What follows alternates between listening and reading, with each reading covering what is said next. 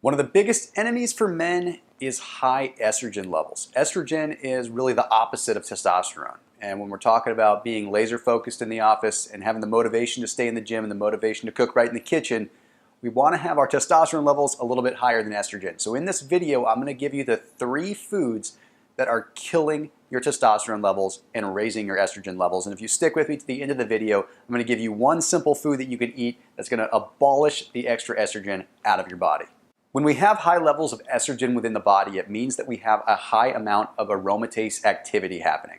And what aromatase activity is it's a high level of what's called the aromatase enzyme. And the aromatase enzyme is what converts androsterone and testosterone into estradiol, or more commonly known as E2 or estrogen. So when we have that conversion happening a lot, it raises our amounts of belly fat that we have, it increases fatigue, it makes our brain foggy, and worst of all, it raises our cortisol levels, which of course make us flighty and force us to make rash decisions that we don't always want to make. Also pushes us into survival mode, which ends up making us gain even more fat and burning up that precious muscle that's encouraging our metabolism to fire efficiently. So let's dive right into what these 3 foods are. The first food I want you to eliminate is a pretty straightforward one, and that's excess carbohydrates and refined sugars. And there's a reason behind it. I mean, we hear all the time that sugars are bad, but the reason that sugars are bad as they correlate directly to testosterone levels and your estrogen levels is because of the hormone insulin. When you eat carbohydrates and you increase your insulin levels, it lowers the effect of something called the sex hormone binding globulin.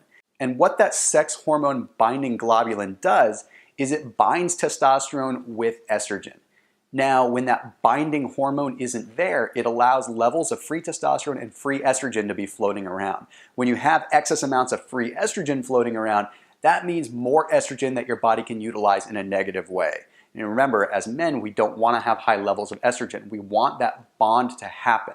So if we don't have that sex hormone binding globulin, then we have all this estrogen floating around that's just wreaking havoc on the body. And the first way that you can eliminate that issue is by reducing the amount of refined sugars that you have. Replace them with some healthy fats. When you would ordinarily have carbohydrates, mix them up with some fats because you want to have those healthy fats so your body can convert that to testosterone rather than have sugars that are just going to free up more estrogen.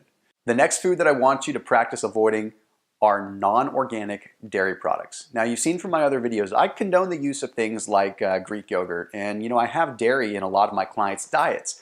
But unfortunately, conventional dairy has so much in the way of medications and so much in the way of estrogen, it wreaks havoc on our bodies as well. Now, I need to be blunt, but have you ever noticed that 12 and 13-year-old girls are going through puberty a lot sooner than what we may have noticed 10, 15, 20 years ago? Well, a lot of that has to do with the increase in hormones that are in the milk. There's a lot more estrogen in milk now. There's also other medications that reduce the effects of growth hormone that can slow down your metabolism. In a study from the Interdisciplinary Graduate School of Medicine and Engineering in Japan, they found that conventional milk products contain copious amounts of estrogen. They also contain components that suppress what's called gonadotropin in the male body. That gonadotropin suppression ultimately leads to a suppression of testosterone. So not only do we have an increase in estrogen from conventional milk, we have a suppression of the male hormone testosterone. So what's the solution here?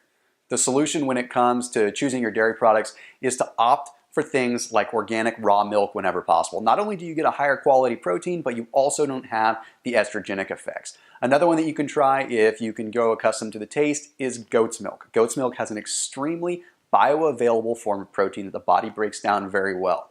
And also, since goat's milk isn't as popular, it's not mass produced and it doesn't have a lot of medications, it doesn't have a lot of hormones added to it. So if you get the chance, go raw, go organic, or go goat. And the last food that I want you to avoid is one that you've probably heard a lot about, and that's soy. And there's a lot of myths floating around there. There's a lot of just different conflicting evidence and so many different people talking about soy.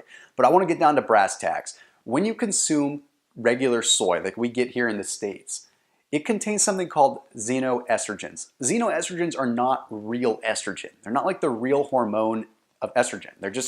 They're literally a xenoestrogen. They mimic estrogen within the body. And when you mimic or emulate estrogen within the body, it sort of forces the body to kind of go into this artificial spiral where it may produce more estrogen. Sometimes it shuts down estrogen production and then it skyrockets later on. It just throws your entire body out of whack because you really have an artificial form of estrogen.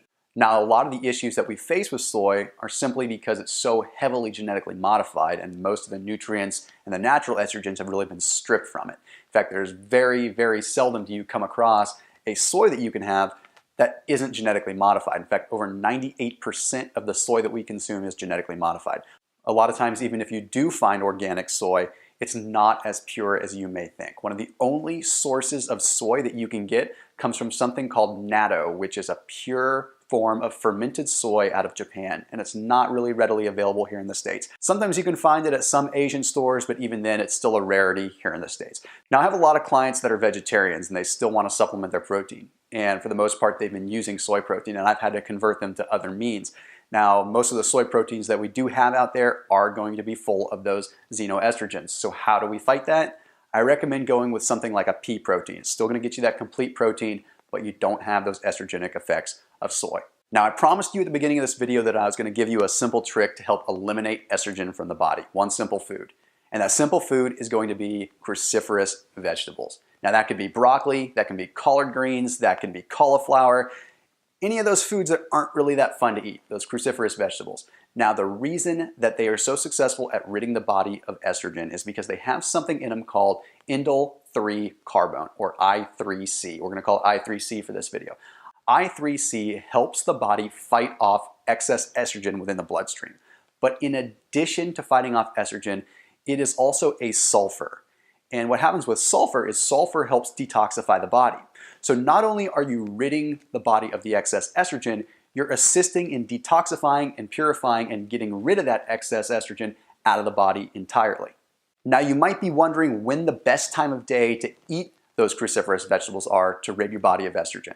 And the answer to that is going to be nighttime. You see, testosterone levels are high during the day. Men, our testosterone levels peak at like 10 a.m., 11 a.m. if you're getting up at maybe 6 a.m. It's like 4 hours after you get up. Estrogen levels peak at the opposite. They peak in the evening time. So eat those cruciferous vegetables before you go to bed. Wake up in the morning feeling nice and full of testosterone, ready to take on your day. Thanks for watching. See you in the next video.